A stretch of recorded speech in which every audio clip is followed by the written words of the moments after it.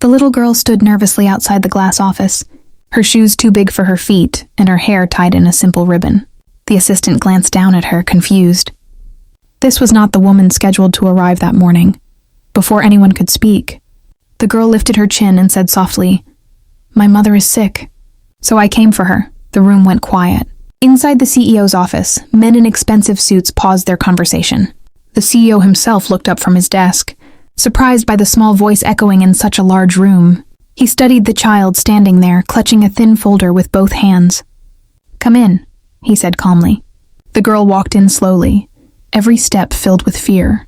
She placed the folder on the desk and pushed it forward. "This is my mom's," she said. "She asked me to bring it." The CEO opened the folder. Inside were cleaning schedules, old ID copies, and a handwritten note. He picked up the note and read it silently. "Sir, I'm sorry I couldn't come today. I've been very sick, but I was afraid to miss work. Please don't be angry." The CEO looked back at the girl. "How old are you?" 10, she answered. "I stayed home with my mom last night." She kept coughing and shaking. "She told me to come because she didn't want to lose her job." A heavy silence filled the room. One manager looked down at the floor. Another shifted uncomfortably in his chair. "Does your mother work every night?" The CEO asked. "Yes," the girl said. "Even when she's tired.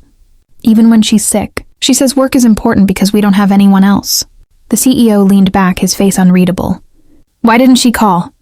The girl swallowed. "She doesn't have credit on her phone." And she was scared. Something changed in the CEO's eyes. He stood up and walked around the desk, kneeling slightly so he was at the girl's level. "What's your name?" he asked gently. "Emily." "And your mother?" "Sarah." The CEO nodded slowly. He stood up and turned to his assistant.